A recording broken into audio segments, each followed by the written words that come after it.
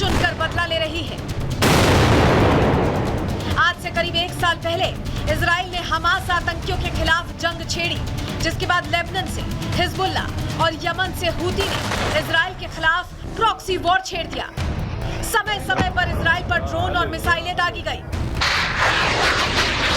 Hamas की सफाई के बाद आईडीएफ ने लेबनान का रुख किया। महीनों से इजराइल को धमका रहे हिजबुल्ला चीफ हसन नसरल्लाह को टारगेट किया गया। इजराइल की खुफिया एजेंसियों ने जहां मेजर अटैक कर हिजबुल्ला के लड़ाकों को बिल से बाहर निकाला, वहीं आईडीएफ ने एयर स्ट्राइक करके हिजबुल्ला चीफ हसन नसरल्लाह को उसके बंकर में ही ढेर कर दिया। नसरल्लाह के मरते ही हिजबुल्ला की कमर टूट गई। उसके लड़ाके लेबनान छोड़कर भागने लगे। चंद घंटों में हिजबुल्ला के हेडक्वार्टर्स को मलबे में तब्दील कर दिया गया। हमास और हिजबुल्ला के बाद अब नेतन्याहू के टारगेट पर हूती विद्रोही आ गए हैं। हूती पिछले कई महीनों से इजरायली सीमा और इजरायली जहाजों को निशाना बना रहा था, जिसका जवाब देने का समय आ गया। जिस दिन नसरल्लाह का खात्मा हुआ, उसी दिन इजरायली फाइटर जेट ने यमन पर कहर बरपाया। हूती विद्रोहियों के ठिकानों पर हजारों टन बारूद बरसाए गए। तस्वीरें गवाही दे रही हैं कि हूती की हिमाकत का पुख्ता जवाब देने की तैयारी हो चुकी है। आतंकियों के लिए इजराइल के पास बारूद की कमी नहीं है। इजराइल के बरसाए बमों से जो आग लगी, उसे बुझाने के लिए हूती के पास पानी कम पड़ गया। ये तस्वीरें बता रही हैं कि आतंकी दुनिया के किसी भी कोने में क्यों ना हो, इजरायली सेना हर जगह अपनी पहुंच रखती है।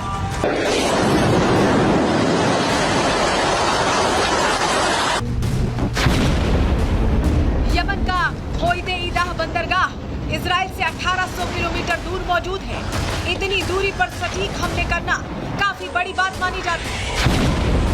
हालांकि पूरी दुनिया जानती है कि इजराइल के पास कई ऐसी मिसाइलें हैं जो पिन पॉइंट एक्यूरेसी के साथ हमला करने में माहिर हैं।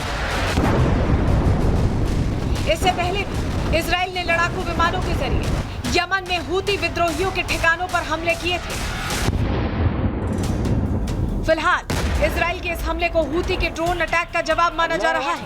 अब देखना यह होगा कि इजराइल के स्ट्राइक के बाद हूती विद्रोही अंडरग्राउंड हो जाते हैं या हिजबुल्ला की तरह इजराइल को ललकारते हैं, क्योंकि हमास, हिजबुल्ला और हूती के समर्थक ईरान ने चुप्पी साध रखी है। ऐसे में हूती की एक और हिमाकत, उसके अंत की शुरुआत हो सकती है। Bureau report, Republic Bharat.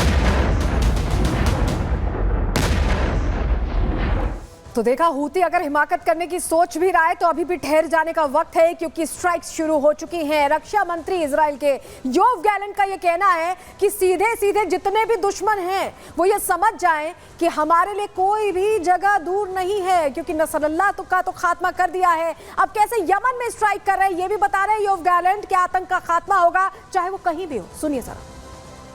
אנחנו רואים היום את התקיפה במרחק של 2,000 קילומטר בחודדה ובסביבתה, וההישגים כמו שהם משתקפים לנו הם מאוד מרשימים, והמשמעות היא ברורה.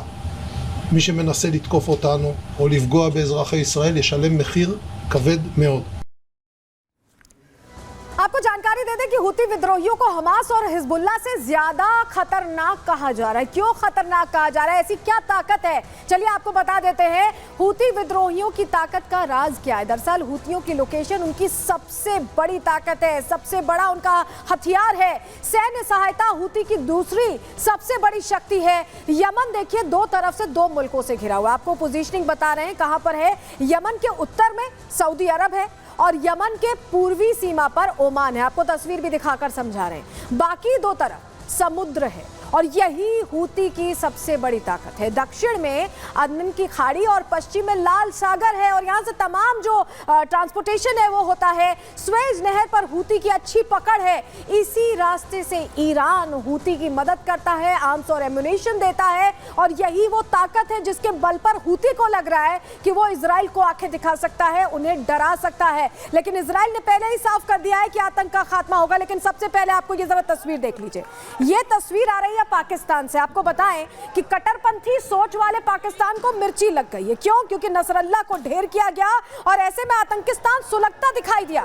तस्वीर आप देख रहे हैं और हालात ये हो गए कि प्रदर्शन, दूसरे एक आतंकी के लिए प्रदर्शन चल रहा था और ये प्रदर्शन हिंसक भी हो गया।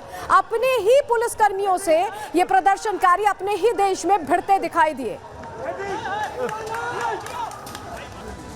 तो इजराइल ने अपने सबसे बड़े दुश्मन को ढेर कर दिया है, लेकिन कट्टरपंथी सोच वाले देश, आतंक को सपोर्ट करने वाले देश आतंकिस्तान यानी पाकिस्तान को इससे मिर्ची लगती दिखाई दे रही। पाकिस्तान में खलबली मच गई है इस घटना के बाद। पाकिस्तान अब आंसू बहाता दिखाई दे रहा है, मातम मन रहा है। रिपोर्ट आपके सामने रख रहे हैं।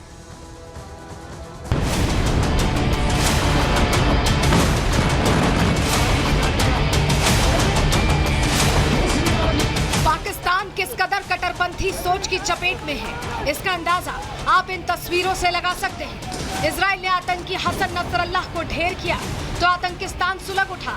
जिस नसरल्लाह का नाम आतंकियों की लिस्ट में टॉप पर था, उसके मरते ही पाकिस्तान की सड़कों पर प्रदर्शन शुरू हो गया।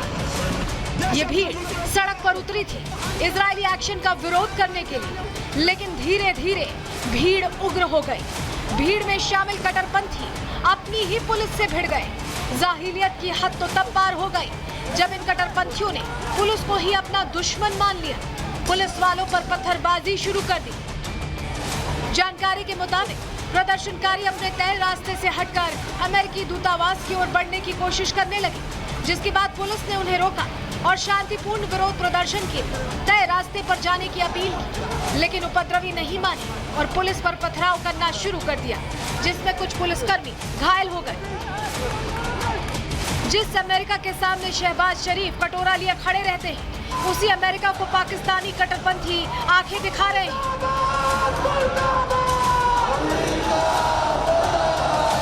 हमारा एक मकसद है कि इस्राइल ने एक बर्बरियत, एक जाहरियत की है।